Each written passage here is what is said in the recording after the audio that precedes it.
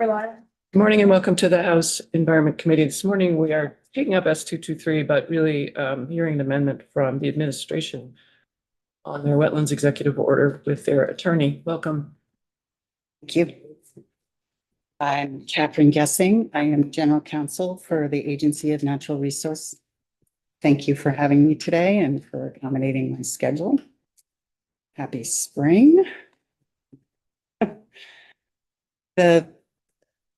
One of the purposes of the proposal is to engage the legislature and other stakeholders in a discussion regarding the proposed wetland rules and the amendments relating to housing, which have been filed with LCAR. And I believe you all know that there's a LCAR meeting on the 30th of this month.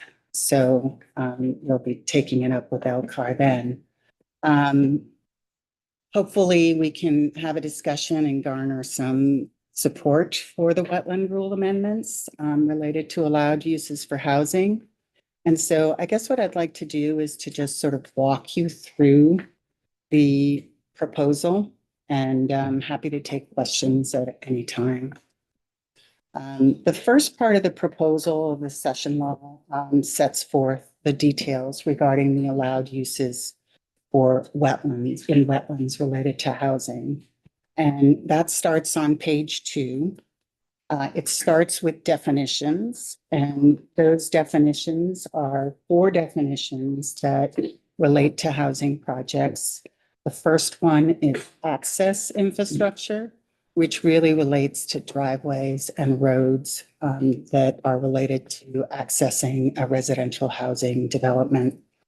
Linear utility servicing, which are things like sewer, septic, electric lines, gas, communication lines, and water lines.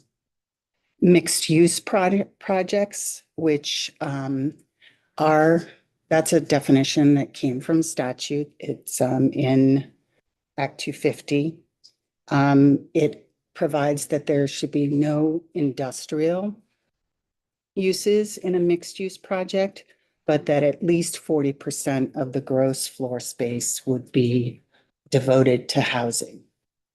And then there's a definition of a residential housing project, which refers to a bunch of terms that are defined in statute as well, both in Act 250 and some in Title 24 related to municipal zoning. Page 3 really sets forth the substance of the allowed uses related to housing. And it starts off with a directive to the secretary to promulgate rules for the construction of residential housing and related utilities and access, driveways, roads, that kind of thing, to the housing construction. And it also contains provisions that implement and advance the net gain requirement under Title 10 VSA Section 918. And the detail regarding that is not in this proposal. It is in the rule. I just pause for a second. Sure. What's Title 3, Chapter 25? Title 3, Chapter 25 is the rulemaking Okay, thanks. provisions. That's the APA Procedures Act. And the details regarding, so as I was saying, the details regarding the net gain requirements that are in Title 10 under the wetland statute, those are not contained in this proposal. They are actually in the rule, and they would be in the rule in the Vermont Wetlands Rules under Section 9.5C.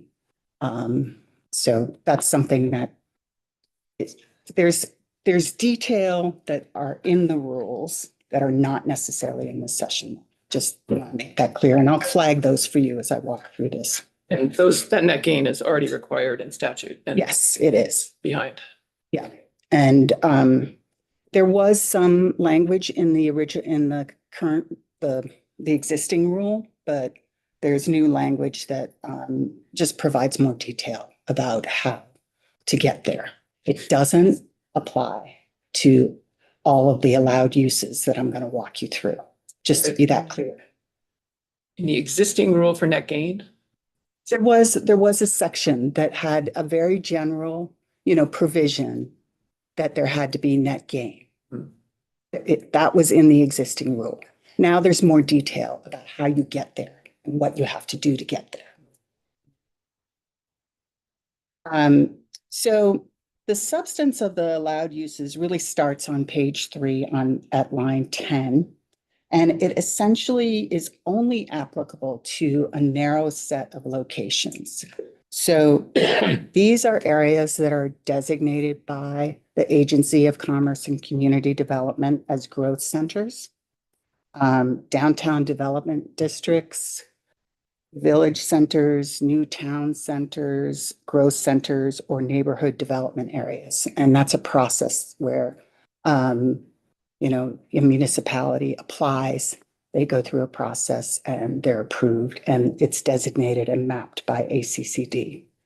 In addition, it applies to areas that are just outside the designated areas that are served by public sewer and water supply that is available for connection. And then it also applies to Tier 1A and 1B that are designated by the Land Use Review Board. And that's sort of related to Act 181. On page 4, there's a provision that any housing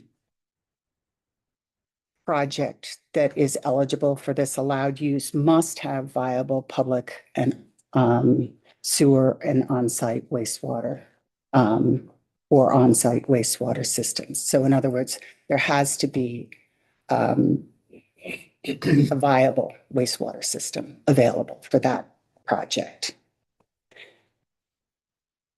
In addition to residential housing, including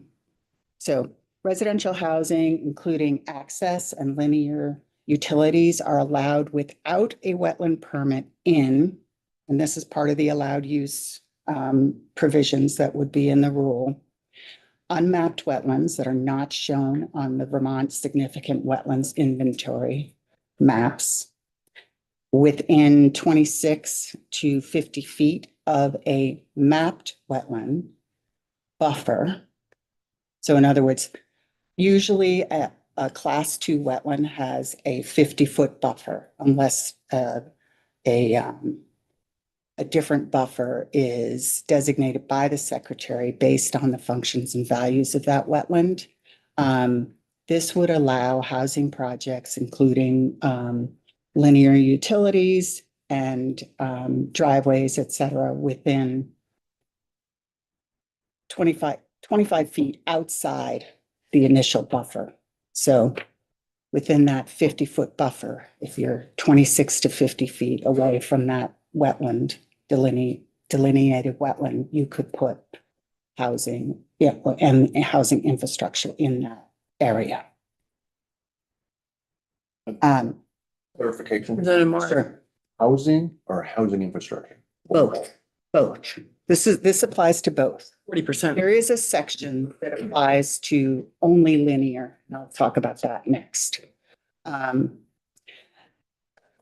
There are no allowed uses for, class 1 wetlands and its buffer, and there are no allowed uses for related to housing, and there are no allowed uses for a mapped class 2 wetland and its 25-foot buffer. Is that clear? Just a little confusing. So, and then also there's a separate provision. So just to be clear, that means that if you are developing a housing project and you want to place housing within a class 2 wetland that is mapped and on the Vermont Significant Wetlands Inventory maps, you still need a permit for that. If it's unmapped, you don't need a permit for that. How many are unmapped? We do not know. We would have to map them to actually figure that out. There is some information that had been sort of gathered, I think, previous to the mapping project that the wetlands program is underway, sort of implementing now, that indicates that about 39% of wetlands have not been mapped. I don't know if that figure has changed. As of March 2026, 150 towns there's been mapping for 150 towns. And so, and there's a process that, of public notice and input that, the program was going through as a part of that. I guess what you mean by that is sort of to the latest and best mapping protocol. Yeah. So those projects are ongoing and will be continuing as, as we move forward through this year and into the next year. Up to 2030, I think is the deadline. So the next allowed use is that linear utilities and access infrastructure. So here we're talking about, power lines, communication lines, sewer, et cetera, roads, are allowed uses within a Class 2 mapped wetland and its buffer if crossing the wetland is practically unavoidable. And that means that there's not much of a viable option otherwise. Like your site is so constricted that you have to go through the wetland. Having said that, you're also going to have to, if the impact is more than 5,000 square feet of impact, you're going to have to mitigate or purchase offset credits in accordance to the Army Corps of Engineers New England procedures. That's a document that I can provide to the committee if they're interested. And you also have to follow best management practices. Here is another area where the best management practices are not articulated in this document, but they are articulated in the draft final proposed rules that LCAR will be considering. They're incorporated as an Appendix B, and there's language in the rules that makes them enforceable. So they involve things like erosion control and avoidance and mitigation. They also involve, there's language around certain kinds of permitting, like stormwater and streamlines, all of which are going to be applicable regardless of the language of the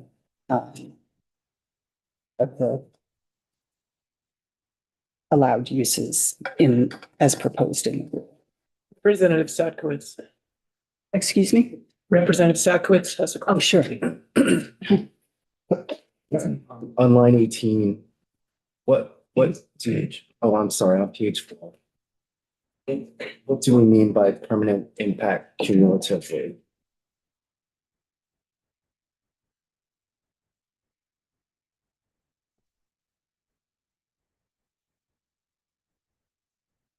So, permanent impacts can mean things like dredging, draining, soil disturbance that is so impactful that the wetland hydrology is changed, or It could also be a permanent infrastructure. In other words, if you're placing something like a building on a wetland, that's potentially a permanent impact. On the other hand, if you're simply, if you put in a boardwalk, for example, for educational purposes or viewing, and it's a fairly small input and you're not impacting the soil, you're not impacting the hydrology, you're not dredging or draining, or that may not be a permanent impact. I can have the wetland staff provide kind of a more explanation for you, because I am not a wetlands ecologist, but those are just examples of what could be a permanent impact. Would a permanent impact be something that affects, where the direct effect is limited to the area of disturbance, or would a permanent impact, could it be more generally affecting a larger area of a wetland, given that water flow, through wetlands? And if you impact one section, in a very physical way, you might also be impacting other areas, but in a less direct way. Would the impact, would this permanent impact be more spread out, or would it just be confined to the actual area of like where the machines are digging? That's a great question. And I don't know that I can answer that. I think my answer would be maybe, but I can certainly consult with the wetlands program and have them, send, a more sort of full explanation of what a permanent impact is. Yeah, I don't want to get outside my area of expertise. Representative Austin. Yeah, I'm just wondering, when was the last time the best management practices were updated to include climate, the impact of climate? So the best management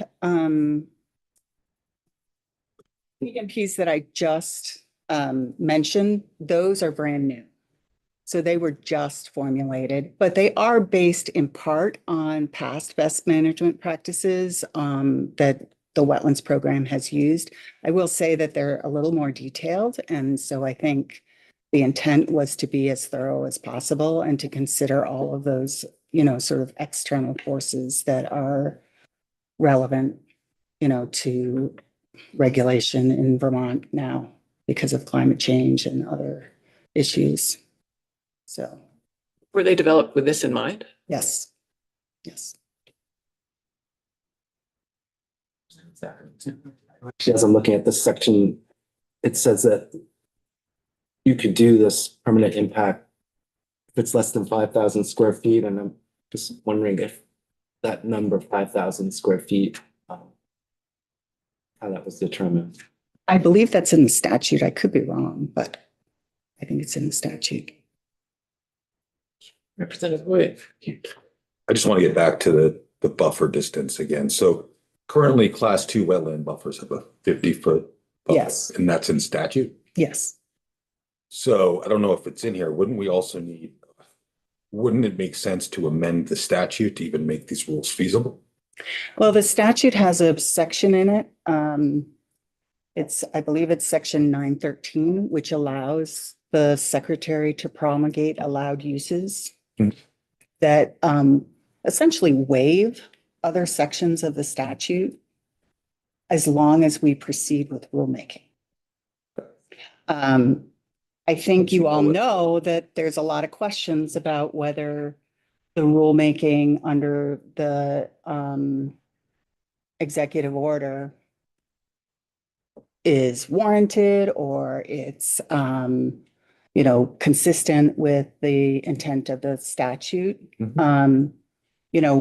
We think that we've fashioned a narrow allowed use that is temporary in nature and expires on a date certain. And so we think we're within the statutory provisions, but we'll So what you're saying have is that lots of discussion about that when for we get this, before LCAR. you're- And you'll hear from Mr. Groveman.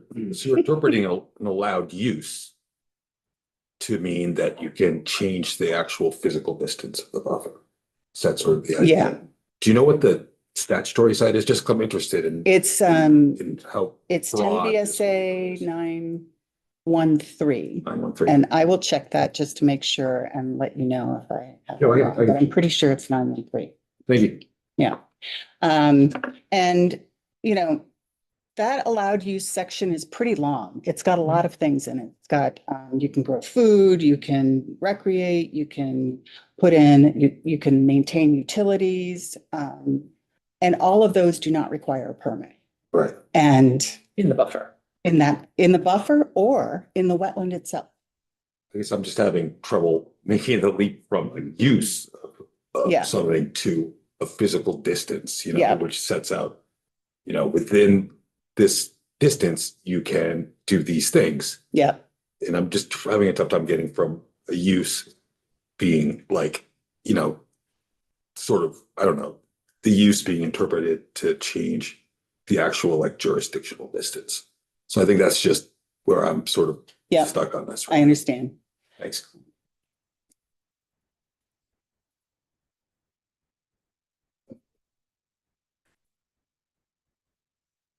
So as I sort of started to say, you have to follow best management practices. So, and that's, we're on page 5 now. And those best management practices are incorporated into the rules as enforceable standards. They require general practices, erosion control, strategies to prevent soil impaction, invasive prevention, sort of taking steps to prevent the, spread of invasives and avoidance and minimization. On line 8 on page 5, the project must be registered with the secretary on or before January 1st, 2030. And that date is important because that's when the allowed use under the rulemaking as it's been drafted expires. And this date aligns with dates in what was the latest draft of S 325, which provides for housing exemptions in Act 250. So the idea was to try to align with that as a temporary sort of exemption, if you will, under the allowed use section. The developer must notify A&R of the commencement of construction within 30 days. And the reason why we've put that clause in there is so that A&R knows both when somebody is taking advantage of the allowed use provisions and also when they have commenced construction so that we can monitor compliance. Here, what I'd like to do, because this session law or whatever its proposal kind of jumps around a little bit, is to jump to page 6, line 14, because there's a section that's really related to the allowed uses. And then there's other sections that relate to directives to the secretary to take certain steps. Under page 6, line 14, there's a transition period. And that's the section which explicitly provides that the allowed uses in the Vermont wetlands rules would expire on January 1st, 2020. I'm sorry, 2030. Thank you for catching that.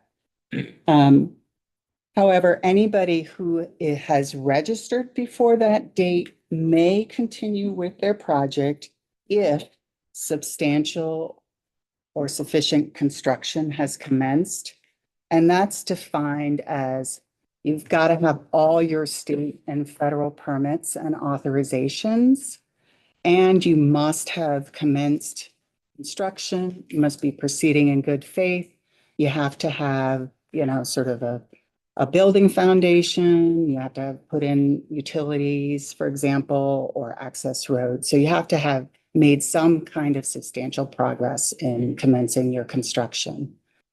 In addition, all construction on these projects must be completed no later than December 1st, 2031. So that's sort of an outline or an overview of the allowed use section. The second part, Question from Representative. go ahead. So that section on the transition period and the expiration, how easy is it to change that down the road Hmm. if the legislature or the governor wants to extend that? I think the legislature could extend it. I don't know that the governor could. Especially if it's in statute. I'm sorry, I should know this, but can you just explain why this is session law rather than statute and just the difference in how they? That's a good question. I think probably your ledge counsel would give you a better explanation, but I'll try and then maybe you can follow up with him or her. Some of these are just directives to the secretary to do certain things. And so in the past, when I've seen session law, there have been similar provisions like directives to the secretary to engage in rulemaking on a certain issue by a certain date. Sometimes that actually ends up in a statute, but because there's an expiration date to the rule, the session law is still law. It's not, it has the same legal impact as the statute. It just doesn't end up in the statutory provisions that are online. And sometimes I guess it probably makes sense to have something that has an end date or an expiration date, that's not in the statute because after, 10 years, it's no longer really applicable, It up or that kind of thing. But, I don't know if that's a very good explanation, but I think your ledge counsel will probably give you a better one for sure.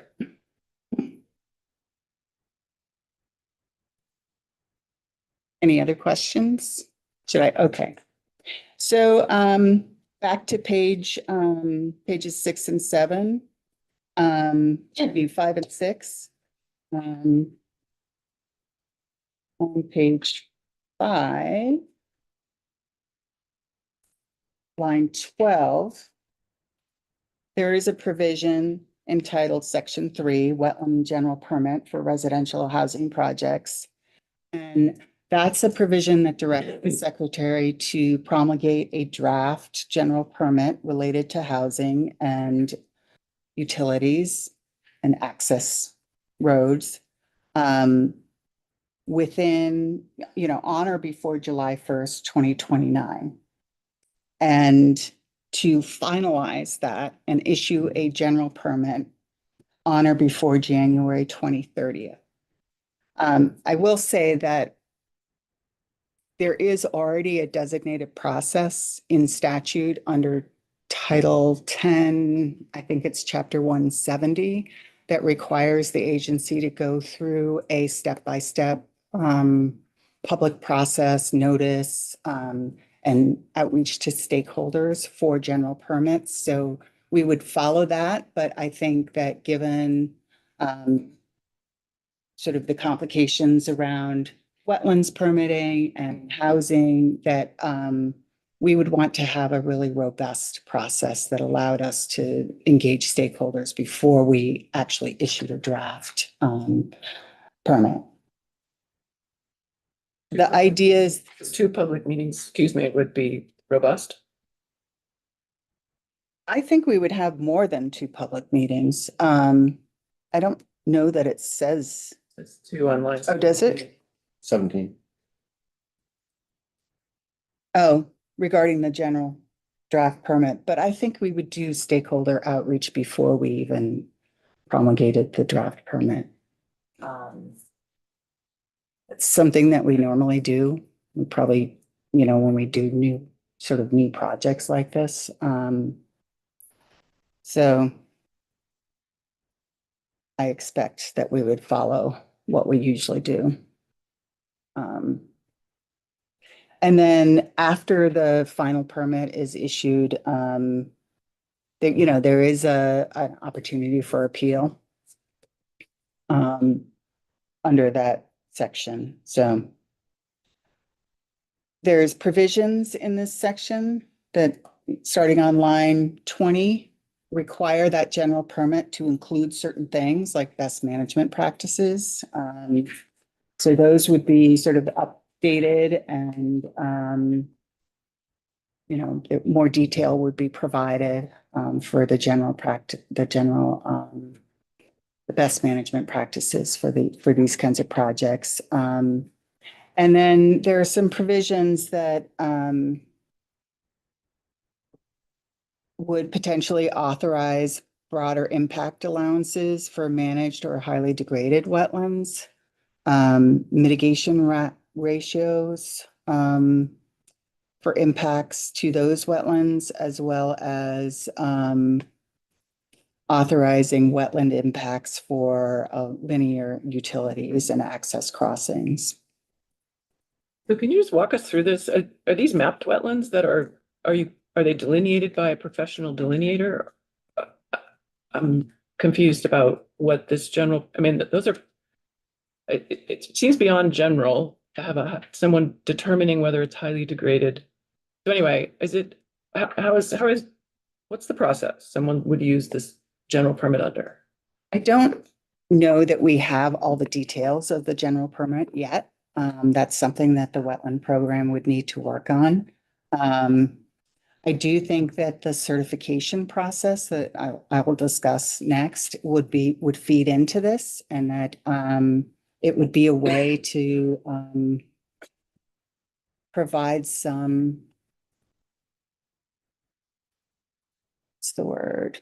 Some sort of streamlining or, efficiency to a process. So I think the preference of the wetlands program is that there would be delineations. But the certification process would probably feed into that. And then it would kind of codify maybe everywhere for housing projects under number 5 on page 6, line 10, that it's a 25-foot buffer for class 2 wetlands. Page 6, line 10. Yeah. Everywhere. In the whole state. Well, this doesn't actually say where I'm the general everywhere. permit would be applicable. Mhm. So far, the allowed uses are only in the rule, are only applicable to the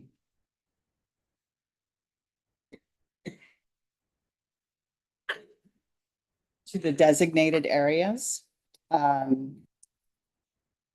So I think the intent was that it would be statewide, but not necessarily. I can ask.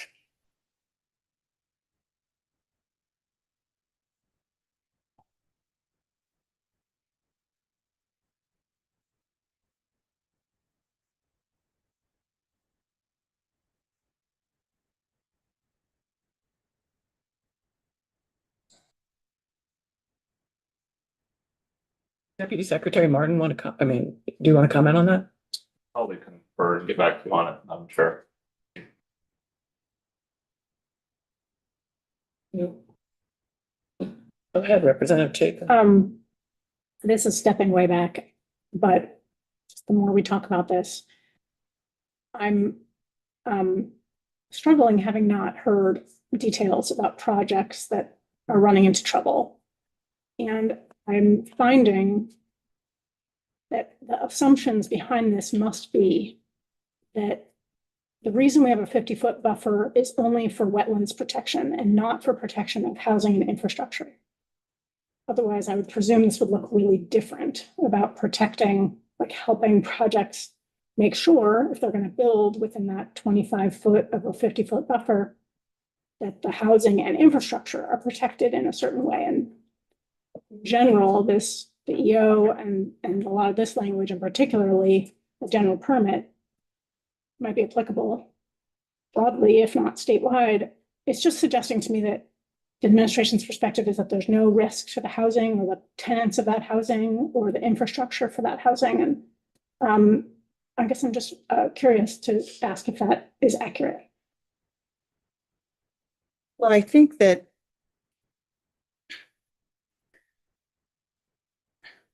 every site is going to be different, right?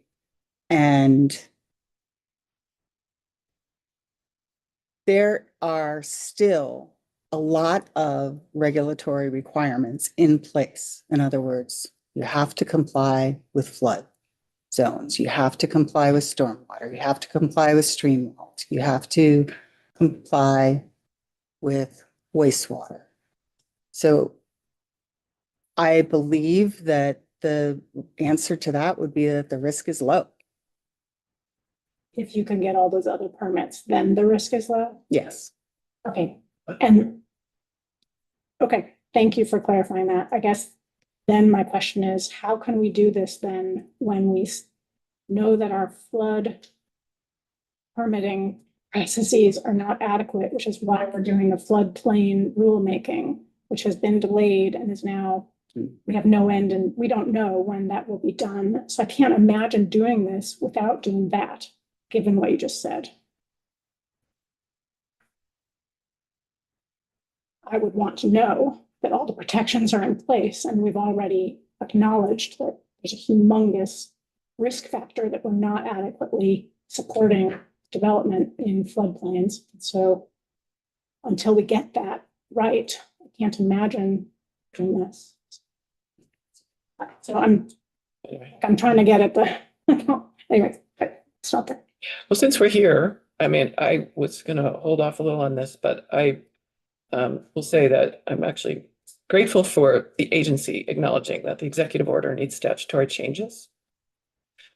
And I'll but say that I have not conceded that, but bringing us this repeatedly, I'm not saying you've conceded it, but it's come to us a number of times. And I would also just say, I haven't been convinced of the problem. What is this? What's the problem we're trying to solve? I've heard about specific projects that this is directed to, which is concerning to me. I've heard from people who live downstream of one of them who are very concerned about it.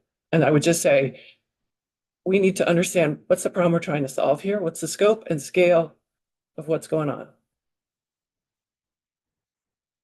Deputy Secretary.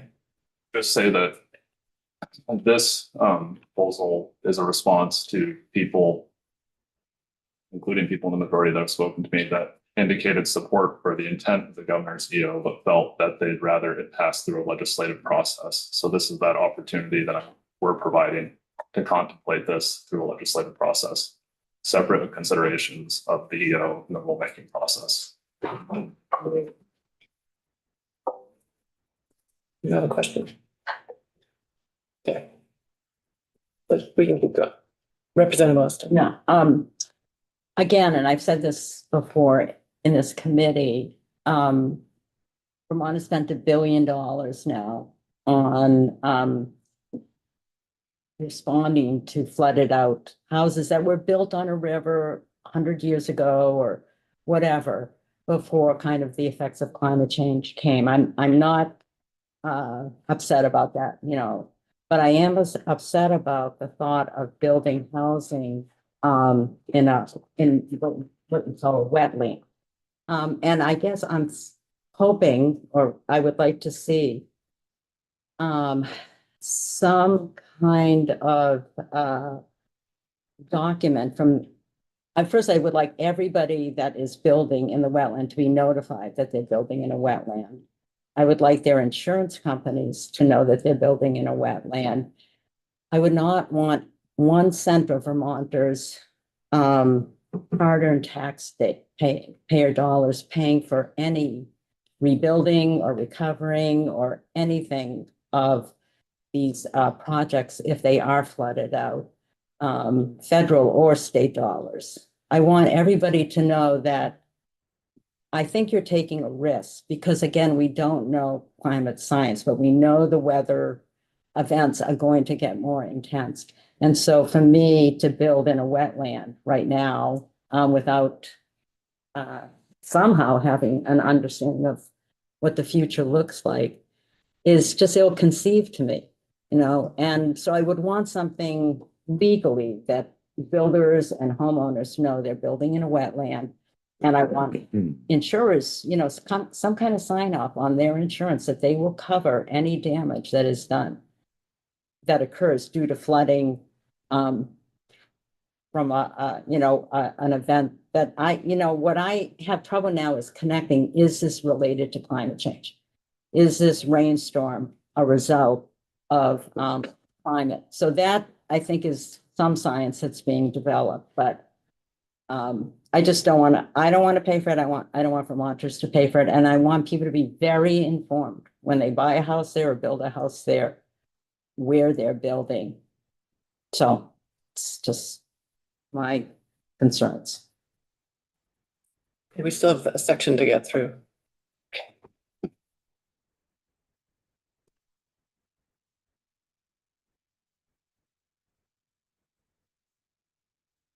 The next section is on page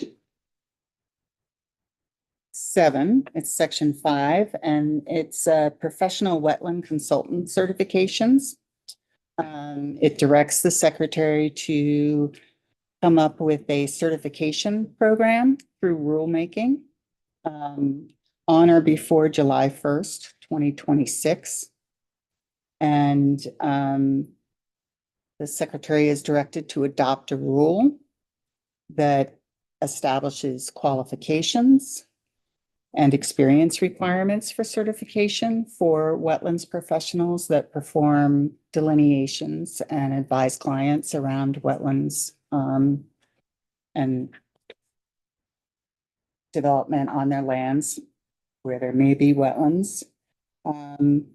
It would provide application, certification, and renewal procedures, as well as professional standards for delineations and, how to determine categorical classifications, what functions and values wetlands may have, and assessments that are prepared by that certified individual.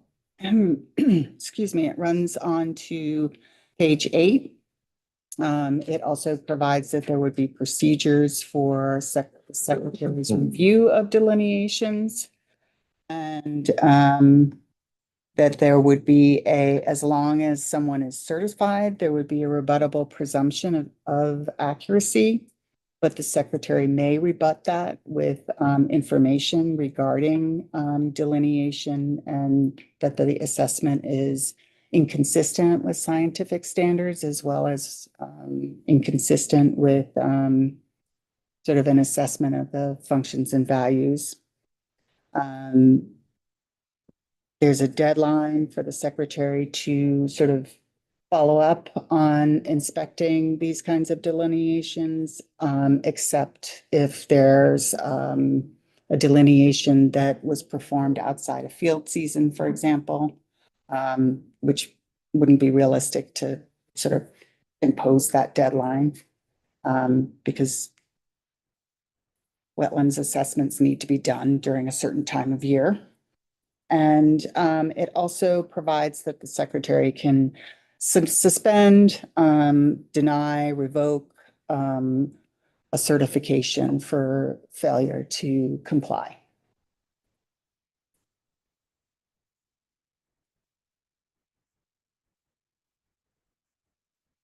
Chapin. I'm very curious about this. I think it could make a lot of sense. And I'm curious if you know if this is done in other states, or do we have a model to look to?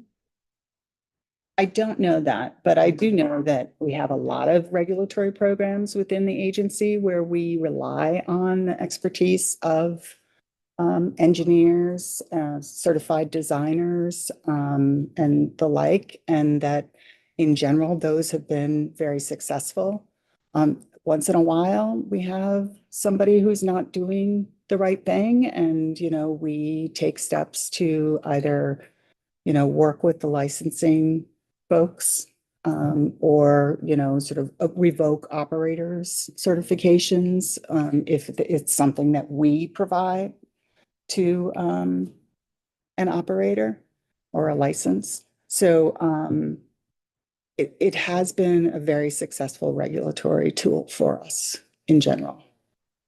The presumption is here that this will support projects getting their permits in a more appropriate time, like in a more reasonable time frame, and it's both in particular, it supports the project, but ideally isn't really changing the outcome in terms of. Correct. The idea is that it would also sort of free up some time for the wetlands program to do some of the many things that they have on their plates, like, proceed with, do the mapping, do the rulemaking that they need to do, those kinds of things. So it would provide some efficiencies for the program.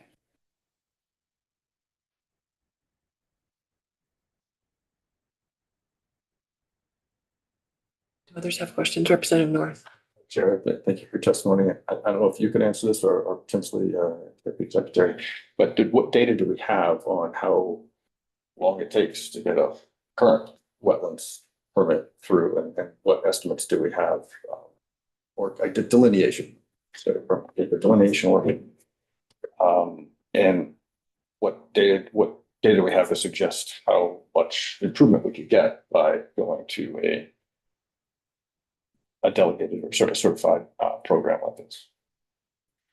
I think the program does have some information about how long it takes to get a wetlands permit. I don't know it off the top of my head, but I will ask them to send Have that information To to me, the we are. committee. Specific what? Yeah, we have them. The program was in to explain. Yeah. I think it's in there, but Okay. All right. But I'll check to make sure. So, yeah, and we can provide that to you. I don't want to give you numbers. Yeah, that it's aren't primarily, accurate. follow up, which is what's the estimated improvement that we might attain. by doing yeah. Yeah. So that leads to my question, which is, can you just remind the committee what happens now? So I'm a wetland delineator. I decided I was one. I read the rules. I delineate a wetland for someone, then what?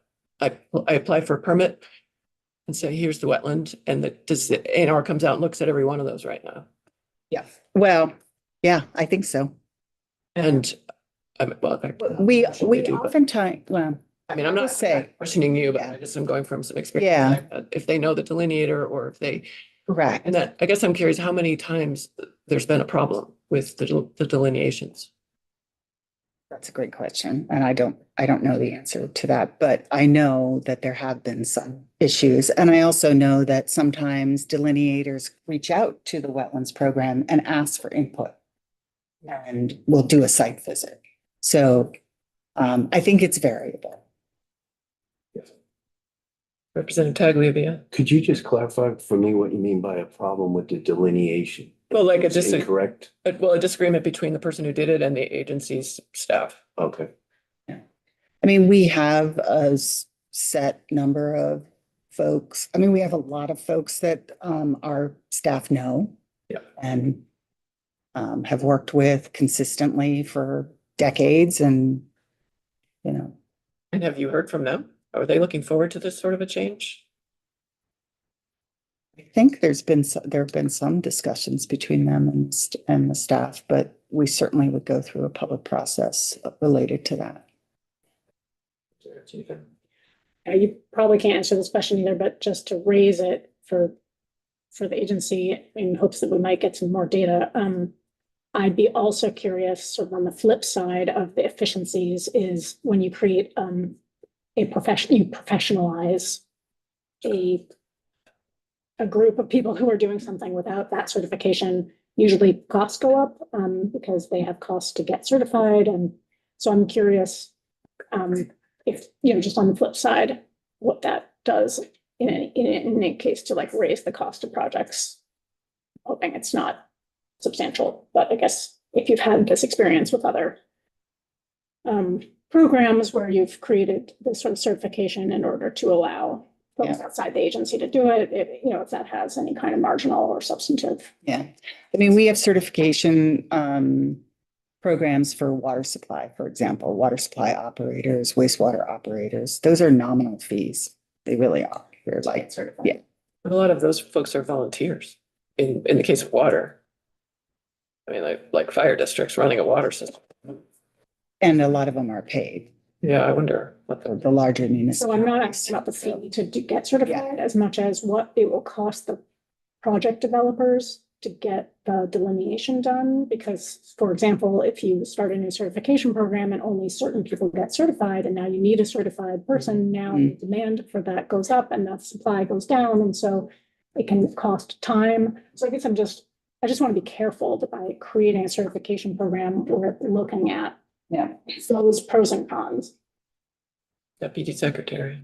And I just offer that it's been very clearly expressed to me that the delays of having delineations validated are adding a lot of project costs to development all over the state.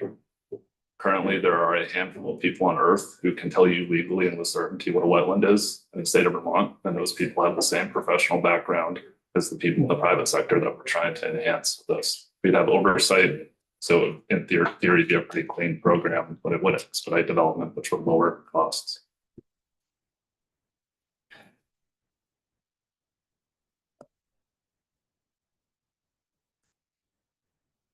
The questions? Just real quickly. So just, let's say worst case scenario, the project gets built, flooding happens, it's wiped out. Who's responsible for rebuilding that or taking care of the damage or refixing the roads? That's a very complicated question. Deputy Secretary wants to try and answer it. I was just gonna make a suggestion if our general counsel is going, is it possible to talk about some of the other permitting requirements, Catherine, what those protect against? Because I Yeah, don't I think, mean, we're I'm- not saying we Right. want people to put homes in the middle of rivers or adjacent to a river that floods annually. Yeah. Because that is quite the opposite. There's also sort of a reasonableness that developers will apply. Fill costs money, insurance goes up when you put people in a risky location. So we are not talking about throwing caution to the wind here. But Catherine might have some details on the other permits that you have to draw. I just asked you, has there been a risk assessment on this? Define risk assessment. Where they're looking 10, 20 years ahead. And the projections of, different climate activity. Have they looked at?